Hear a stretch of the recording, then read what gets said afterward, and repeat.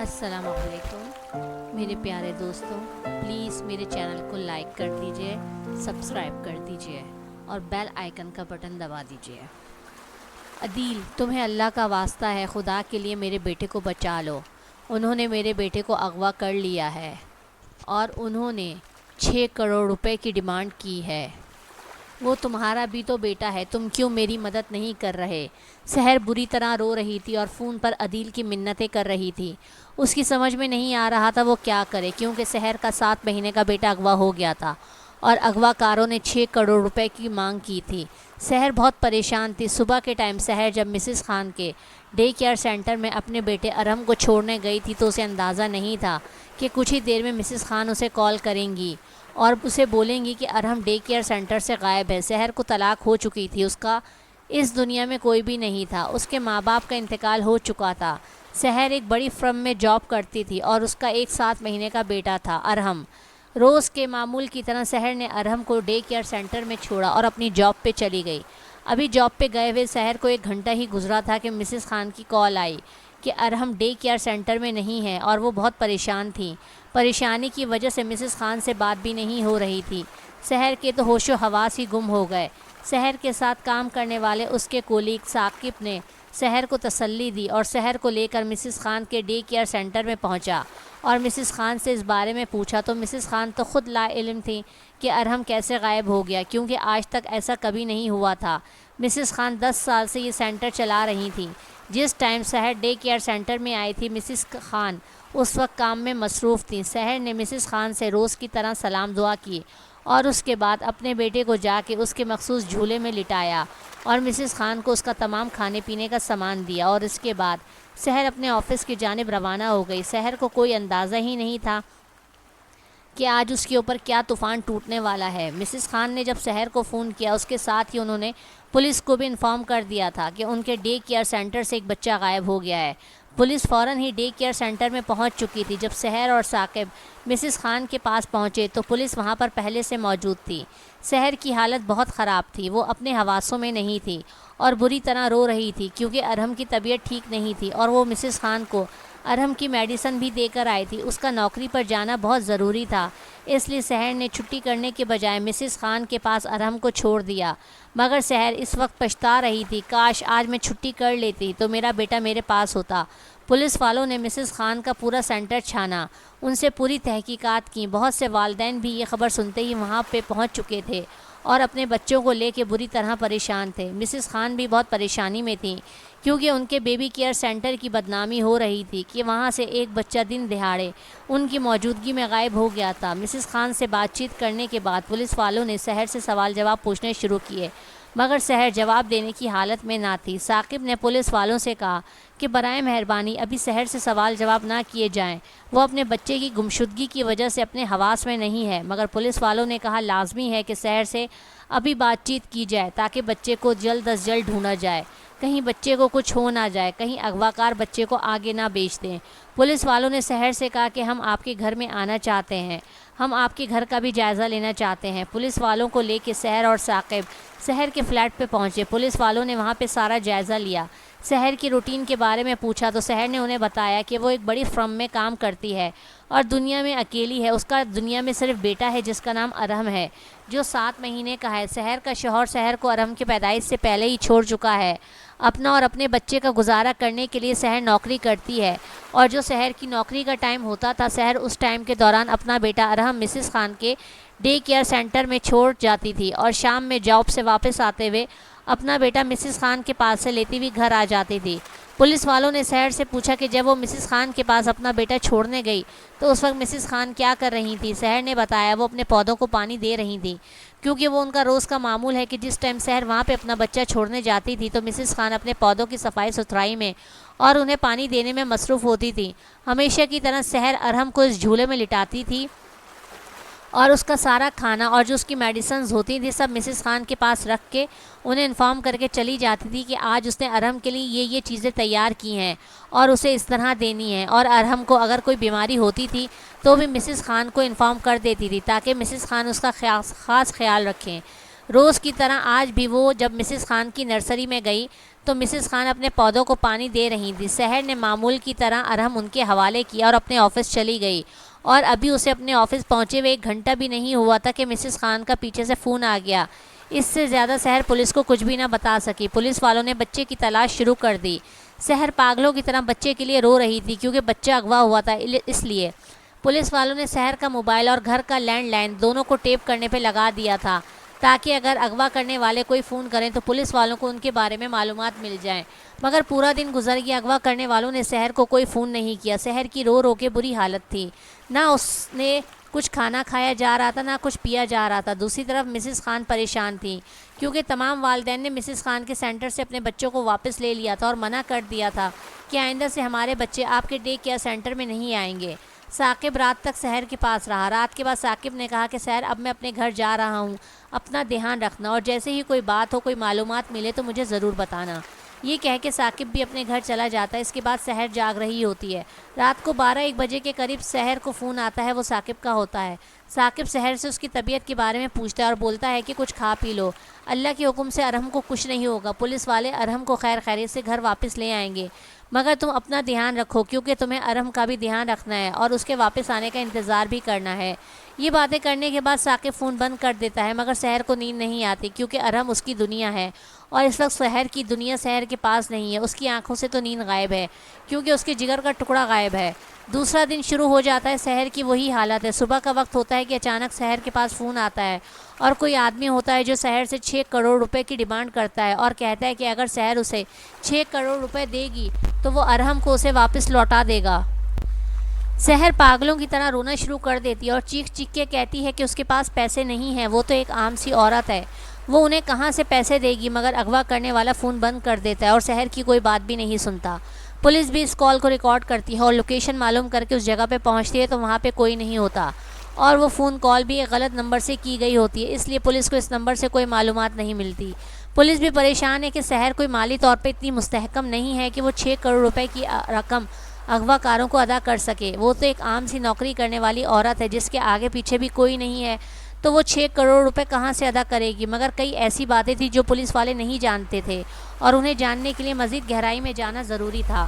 سحر کا تعلق درمیانی طبقے سے تھا۔ سحر اپنے ماں باپ کی اکلوتی بیٹی تھی، وہ اپنے ماں باپ کی بہت لاڈلی تھی۔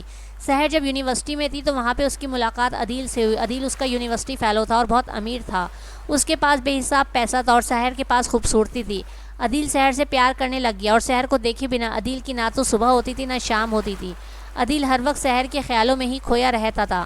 یونیورسٹی میں بھی سحر کے ساتھ ہی ہوتا تھا، یونیورسٹی کے بعد بھی مسلسل اس کا سحر سے فون پہ رابطہ ہوتا تھا۔ سحر بھی عدیل کو بہت پسند کرتی تھی۔ آہستہ آہستہ کر کے سحر اور عدیل کی یونیورسٹی ختم ہو گئی اور دونوں نے پروفیشنل لائف میں قدم رکھا۔ عدیل نے سحر کو شادی کے لیے پرپوز کیا۔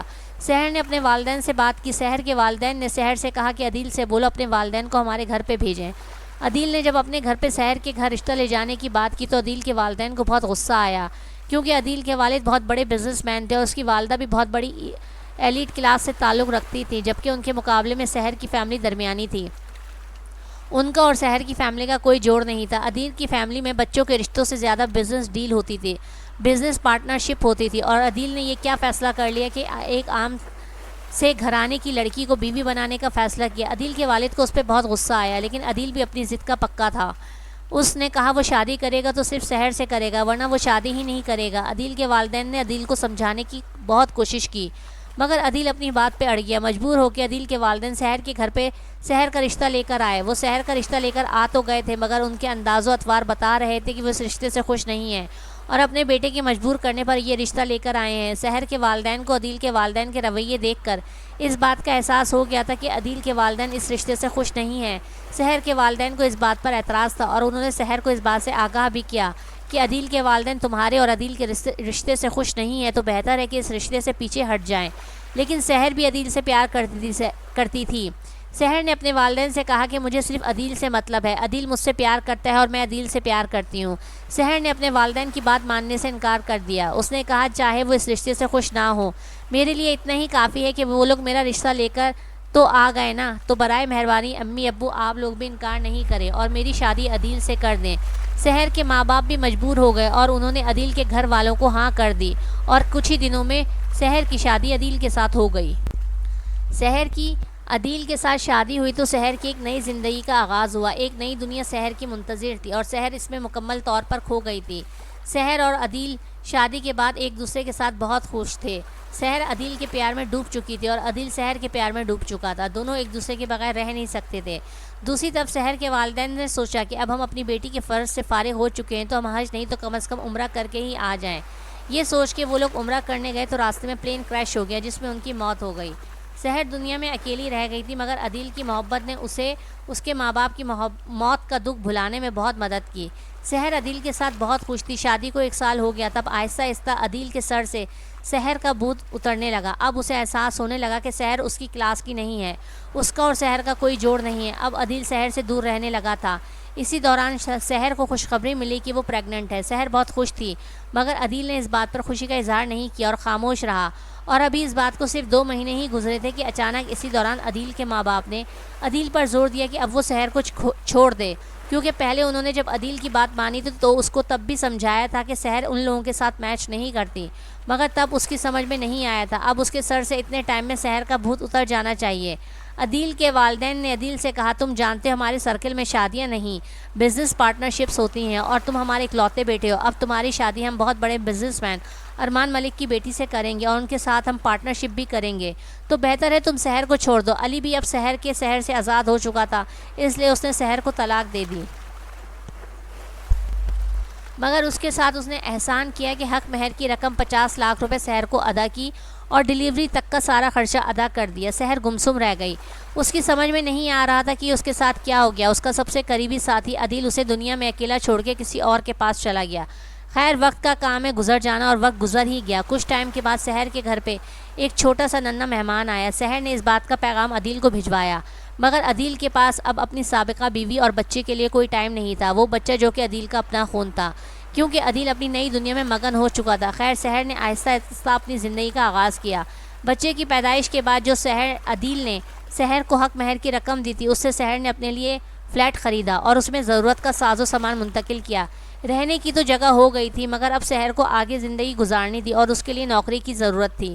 تعلیم یافتہ تو تھی ہی، اس لیے اسے نوکری کی تلاش شروع کر دی اور سحر کو بہت اچھی فرم میں جاب مل گئی۔ مگر سحر کے لیے سب سے زیادہ بڑا مسئلہ ارحم کی دیکھ بھال، کہ جب سحر نوکری پر جائے تو ارحم کسی اچھی جگہ پہ موجود ہو جہاں پہ اس کی بہتر طریقے سے سحر کی غیر موجودگی میں دیکھ بھال ہو سکے۔ اسی دوران اسے مسز خان کے ڈے کیئر سینٹر کے بارے میں پتہ چلا جو کہ سحر کے فلیٹ سے بہت ہی قریب تھا۔ سحر نے وہاں جا کے پوری تحقیقات کی تو اسے بہت ہی اچھے ماحول کا احساس ہوا۔ کئی والدین سے بھی ملاقات کی جن کے بچے مسز خان کے ڈے کیئر سینٹر میں جاتے تھے، ان سب نے مسز خان کی تعریف کی، ان کے رویے کی بھی تعریف کی اور بتایا کہ مسز خان اکیلی ہوتی ہیں، ان کا آگے پیچھے کوئی نہیں ہے، تو انہوں نے اپنے گھر پہ یہ سینٹر بنا دیا جس میں وہ ان بچوں کی دیکھ بھال کرتی ہیں جن کے ماں باپ نوکری پیشہ ہیں اور انہیں بہت آسانی ہو جاتی ہے۔ اس طرح مسز خان کا گزارا بھی ہو جاتا ہے، بچوں کے ساتھ ان کا وقت بھی گزر جاتا ہے اور ان والدین کو بھی سہارا ہو جاتا ہے جو مسز خان کے پاس اپنے بچے چھوڑ کر جاتے ہیں۔ ابھی تک تو زندگی بہت آسانی کے ساتھ چل رہی تھی اور سحر نے اپنے آپ کو اس پہ مصروف بھی کر لیا تھا۔ سحر کا آدھا وقت آفس میں گزر جاتا، باقی کا آدھا وقت ارحم کے ساتھ گھر پر ہوتا تھا، مگر یہ ایک دم آنے والے طوفان نے سحر کو کسی قابل نہیں چھوڑا۔ سحر گمسم ہو گئی تھی۔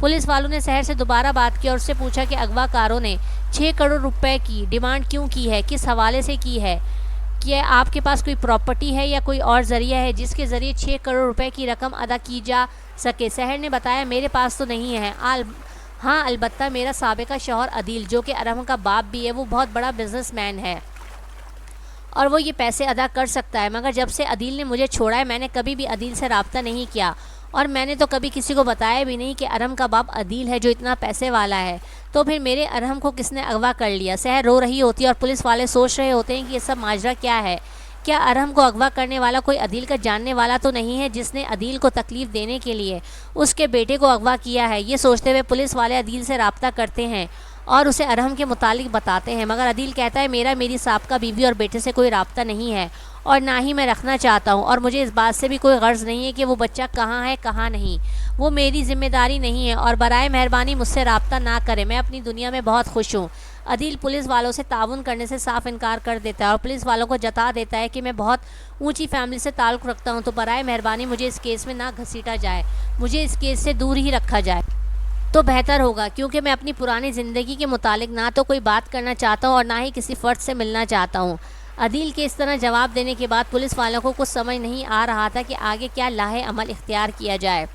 دوسری طرف سحر کا رو رو کر برا حال تھا، اس کی سمجھ میں نہیں آ رہا تھا کیا کرے۔ اس کے پاس دلاسا دینے کے لیے بھی کوئی نہیں تھا سوائے ثاقب کے، جو کہ اس کے آفس میں اس کے ساتھ کام کرتا تھا۔ ثاقب نے بھی آفس سے چھٹیاں لے لی تھیں اور تقریباً روزانہ صبح ہی آتا اور شام تک سحر کے پاس رہ کے اس کو دلاسا دیتا رہتا، پولیس والوں سے رابطے میں رہتا کہ کسی طرح بچے کے بارے میں پتہ چل جائے، مگر بچے کے بارے میں کچھ پتہ نہیں چلا۔ اغوا کاروں نے دوبارہ سحر کو فون کیا، اسے پیسوں کی ڈیمانڈ کی تو سحر نے انہیں پھر کہا میرے پاس پیسے نہیں ہیں، تو اغوا کاروں نے جواب میں کہا کہ تمہارے پاس نہیں ہے تو کیا ہوا، اس کے باپ کے پاس تو ہے نا، اس کے باپ سے پیسے لے کے دو ہمیں، ہم جانتے ہیں کہ اس کے باپ کے پاس بہت پیسہ ہے، کیا اس کی اتنی بھی اوقات نہیں کہ اپنے چھوٹے سے بچے کے لیے 6 کروڑ روپے ادا کر سکے۔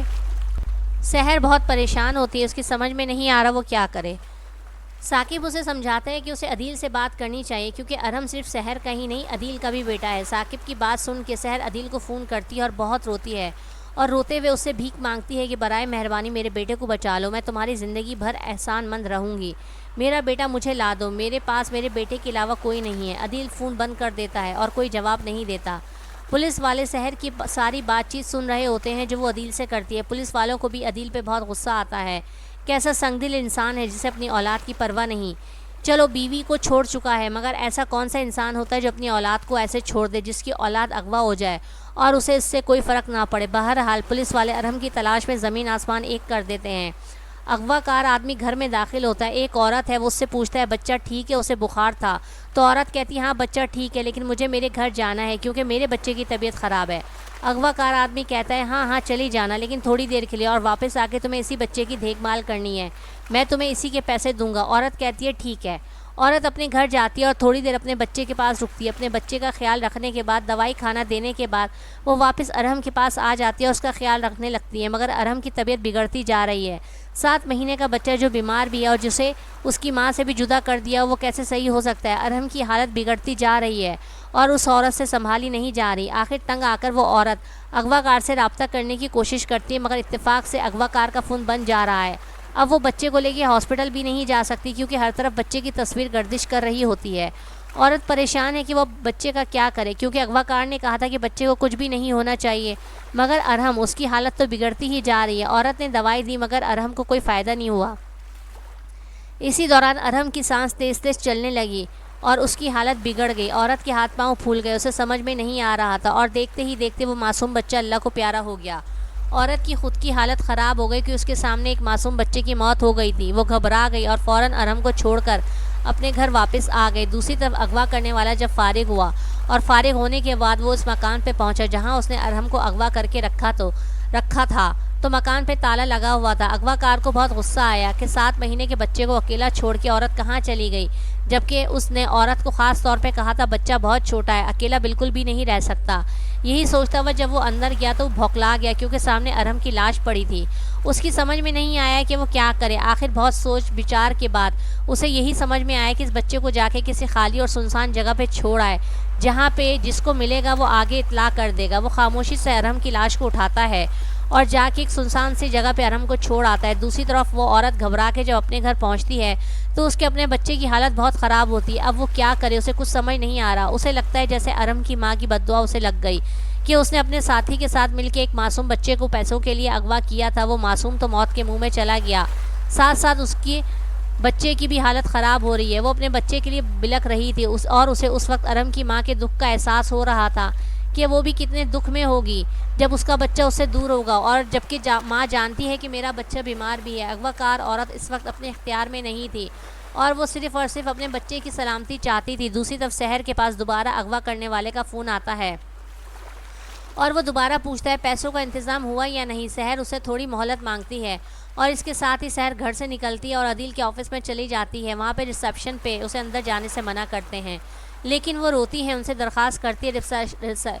ریسیپشن والے اندر عدیل کو فون کر کے جب پوچھتے ہیں عدیل آنے کی اجازت دے دیتا ہے۔ اندر جانے کے بعد سحر عدیل کے پاؤں میں پڑ جاتی ہے اور روتے ہوئے کہتی ہے تمہیں اللہ کا واسطہ ہے عدیل، میرے بیٹے کو بچا لو، میں زندگی بھر تمہاری غلام بن کے رہوں گی، کبھی زندگی میں تمہیں تنگ نہیں کروں گی، مگر تم مجھے میرا ارحم واپس لا دو۔ سحر اسے ارحم کی تصویریں دکھاتی ہیں جو بہت پیاری ہوتی ہیں اور ارحم کی ویڈیوز دکھاتی ہے جس میں ارحم مستیاں کر رہا ہوتا ہے۔ عدیل جب انہیں دیکھتا ہے تو اس کے اندر باپ کی شفقت آ جاتی ہے۔ اسے ایسا لگتا ہے کہ اس کے پاس سے کوئی بہت ہی قیمتی چیز گم ہو گئی ہو، ایسا محسوس ہوتا ہے کہ جیسے عدیل ابھی تک ایک اندھیرے میں بیٹھا ہوا تھا اور اب ایک دم اس کے سامنے روشنی آ گئی ہو۔ عدیل سحر کو تسلی دیتا ہے اور اسے کہتا ہے اغوا کار اب جب فون کرے اور جہاں پہ پیسے لانے کو بولے مجھے بتانا، میں وہ پیسے انہیں پہنچا دوں گا اور اپنا ارحم واپس لے کر آؤں گا، تم پریشان مت ہو۔ یہ کہہ کے عدیل سحر کو گھر واپس بھیج دیتا ہے۔ دوسری طرف سحر پریشان ہے کہ اب کب اغوا کار اسے فون کریں گے، کیونکہ اس نے عدیل سے بات کر لی ہے اور عدیل نے پیسوں کا انتظام بھی کر لیا ہے۔ یہ سوچ کے سحر مطمئن ہو جاتی ہے۔ اغوا کار جہاں پہ ارحم کی لاش کو چھوڑ کر آتا ہے وہ جگہ سنسان ہوتی ہے، لیکن وہاں سے کچھ لوگ گزر رہے ہوتے ہیں اور انہیں ایک بچہ زمین پر پڑا ہوا نظر آتا ہے، تو فوراً جا کے بچے کی طرف دیکھتے ہیں تو وہ بچہ مرا ہوا ہوتا ہے۔ لوگ پریشان ہو جاتے ہیں اور فوراً ہی پولیس کو اطلاع کرتے ہیں۔ پولیس موقع واردات پہ پہنچتی ہے اور بچے کو اپنی کسٹڈی میں لیتی ہے اور ہاسپٹل پہنچاتی ہے اور بچے کی شناخت کرنے کی کوشش کرتی ہے کہ بچہ کس کا ہے اور اس کی موت کس وجہ سے ہوئی، اس لیے پولیس والے مختلف تھانوں میں معلومات بھی کرتے ہیں۔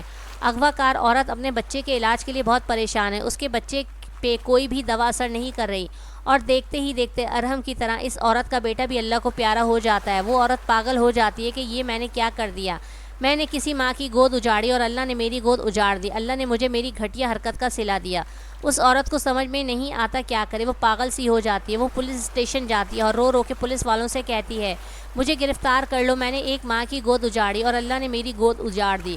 پولیس والے پہلے تو اسے پاگل سمجھتے ہیں، لیکن جب وہ چیخ چیخ کے انہیں ارحم کے بارے میں بتاتی ہے پولیس والے حیران رہ جاتے ہیں اور جب اس عورت سے سوال جواب کرتے ہیں تو وہ عورت انہیں ایک ایک کر کے سب باتیں سچ بتاتی جاتی ہے کہ کیسے وہ ایک آدمی کے گھر میں کام کرتی تھی اور اس نے اپنی کام والی ماسی کو اس بات پہ راضی کیا کہ وہ ایک پیسے والے آدمی کے بچے کو اغوا کرے گا، اس سے تاوان کی رقم مانگے گا اور اس کے بعد اس میں سے اس عورت کو بھی حصہ دے گا، جس سے اس عورت کی زندگی بدل جائے گی۔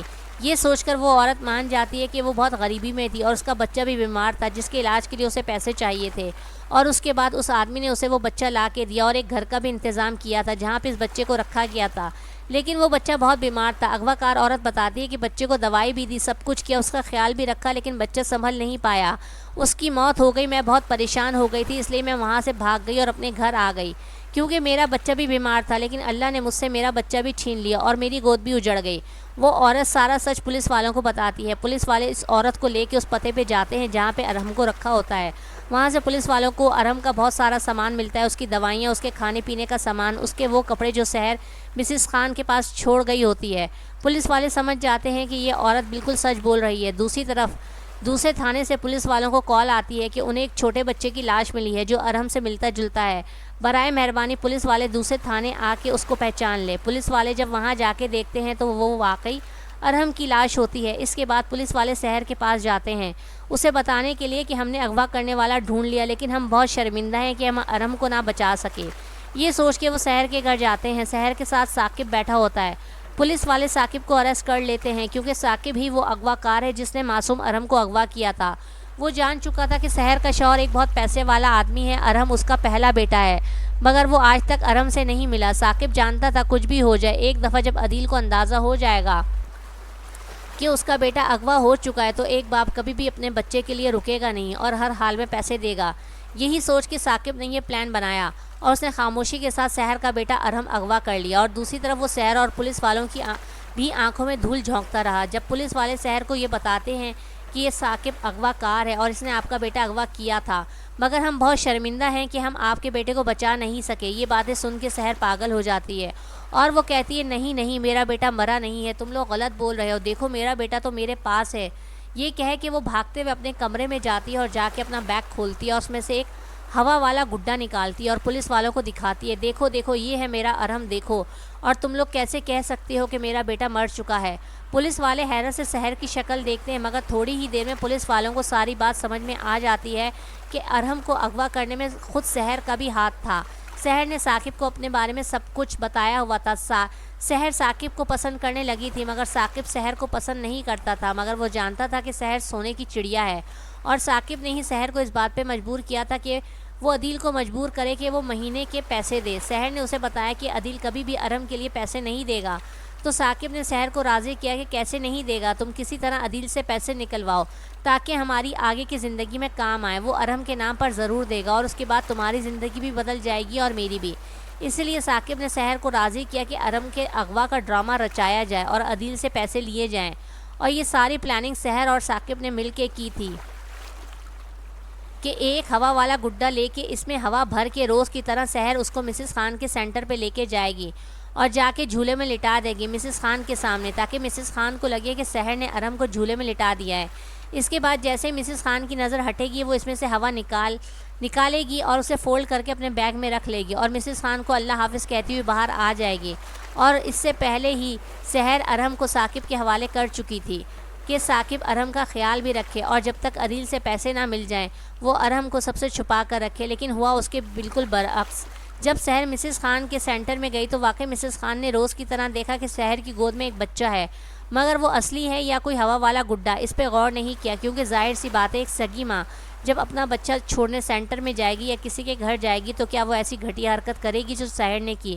بہرحال جب سحر مسز خان کے پاس گئی تو مسز خان نے یہ ضرور دیکھا کہ سحر کی گود میں بچہ ہے، مگر انہیں سمجھ میں نہیں آیا کہ آج سحر کیا سوچ کر آئی ہے۔ اس کے بعد مسز خان اپنے کام میں مصروف ہو گئی اور سحر نے خاموشی سے وہ گڈا فولڈ کر کے اپنے بیگ میں رکھ لیا اور جاتے ہوئے مسز خان کو ارہم کا روز کی طرح کھانا اور میڈیسن پکڑائی اور چلی گئی۔ اور پلان کے مطابق مسز خان جب ارہم کے قریب آئیں کہ اسے دیکھ سکے، اسے دوائی دے سکے، اور انہیں پتہ چلا کہ وہاں پہ تو بچہ ہی نہیں ہے، بری طرح پریشان ہو گئیں، جبکہ وہ نہیں جانتی تھی کہ سحر کے شیطانی دماغ میں کیا چل رہا ہے۔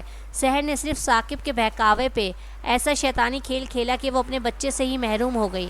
اللہ بچائے ایسی ماں سے۔ عدیل کو جب پتہ چلا ان سب میں سحر خود شامل ہے اور اس کی خود غرضی اور لالچ کی وجہ سے ارہم کی جان گئی ہے، عدیل دنگ رہ گیا۔ سحر اس حد تک گر گئی، عدیل نے خود سحر پر مقدمہ کیا اور ثاقب کے ساتھ ساتھ سحر کو بھی سزا دلوائی کہ اس نے خود اپنے بیٹے کی جان لی۔ کہتے ہیں کہ جب بچہ اس دنیا میں آتا ہے تو سب سے زیادہ محفوظ خود کو اپنی ماں کے پاس محسوس کرتا ہے، اور وہ جانتا ہے کہ کچھ بھی ہو جائے میری ماں کبھی میرا ساتھ نہیں چھوڑے گی، کبھی میرے ساتھ برا نہیں ہونے دے گی۔ لیکن سحر نے ثاقب کے بہکاوے میں آ کے ماں کے لفظ کو ایک گالی بنا دیا۔ بس ایک خدا نہیں ہوتی ورنہ ماں کیا نہیں ہوتی۔